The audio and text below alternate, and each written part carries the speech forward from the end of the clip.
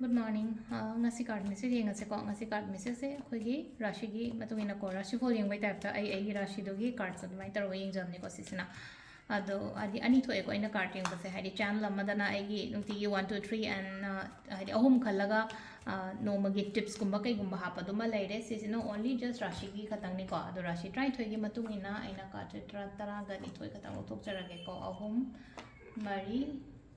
manga Taruk,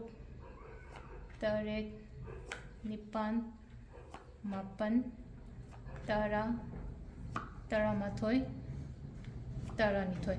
Khoi ahan ba ko khoi ahan ba se khoi gi mesh rashi ko mesh rashi ge ne yenga se ngasi gi numit se mesh rashi gi na kai kai message la ke ha ba ko ahan ba se ko mesh rashi ge se lai se ko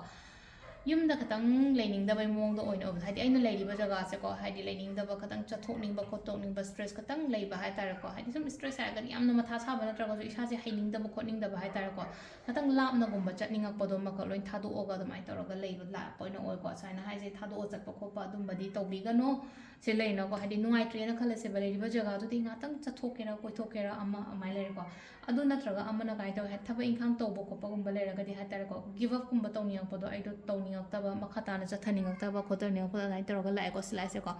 adu sile sita kai hai ge hai kan nang do hadi hotna ga da bane hajik to keno to boya de ko mamai lai thok pa ya de give up to boya de hai ko pressure rashi ge se paisa nu sha ge kai gi problems kumba kai gumba khatang lai ko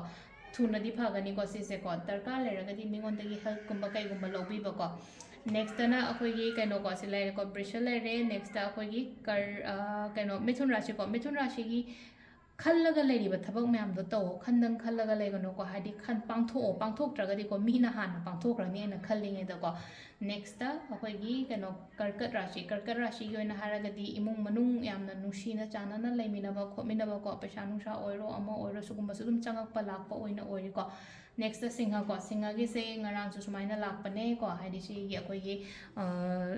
tauge na khala se ngarang su kai gumba chatla maroi ba si pose ina chat ke tauge na khan ba se ko adu ngasi ti chapiu ko sungjoi choi dana ko next ta khoi gi kaina rashi ge ne se lai se haidi investment gumba kai gumba tau ba yai thabai khang gumba kai gumba thabak ta kai no khara hapchan khochan gumba kai gumba maina tau ba yai ko si se akhoi gi kaina rashi ge oina le ko tula gi da lai se wakhan nungai ta ba khot ta ba khalli ba kholi mam do adu da gi tholo adi wakan phatta ba gumba kai gumba khalaga di wakan phatta ba side am the loin in thok ro to ka apha ba wakan gumba kai gumba do maina khandi ba ko thought se ha tar ko apha ba na sindok pi ba phatta ba do apha ba na sindok pi ba ko se sina khoi ki tula rashi le re ko next ta bridge ki na lai se hadi thaba inghang yam na chin ba numit oina oi ba do amaso loina ha tar important lo oi ba aina chatori ba tawdori ba thaba mayam se ko thaba khatang chin na lai ko khoi ki tula bridge rashi goina next ko dhanu gi se amna energy level se yam high oi ko ngasi se ko energy yam high oi khatang break phau ko thabak taw matam da hadi phabudi phai ko energy high oi ba se ko extra high oi ba oina tholak po do ma ka extra high oi ba haraga di kamaina no hai ka se da mi se thabak taw matam da ga lai no confident lei ri ba confident lei ba se ha tar ko over confident gumba kai gumba ti oi bi ga no hai be one simple oina hara ba da ko silai se ko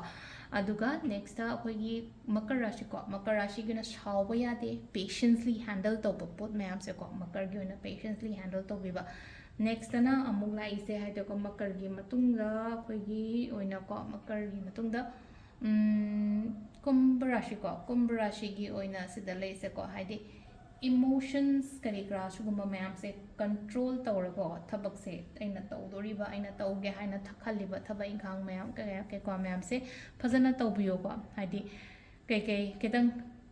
leader gi role lawraga thabak kumba tawbiba samna ha ba ko last ta min gi na lai se aina khanba aina ningba se thungani wakhan su yam nungai na layo ko wakhan nungai na layo ke na mong na layo amuk ka hena phagani ado sisina khoi rashi gi matungina tarot card reading laira ko ma'am thank you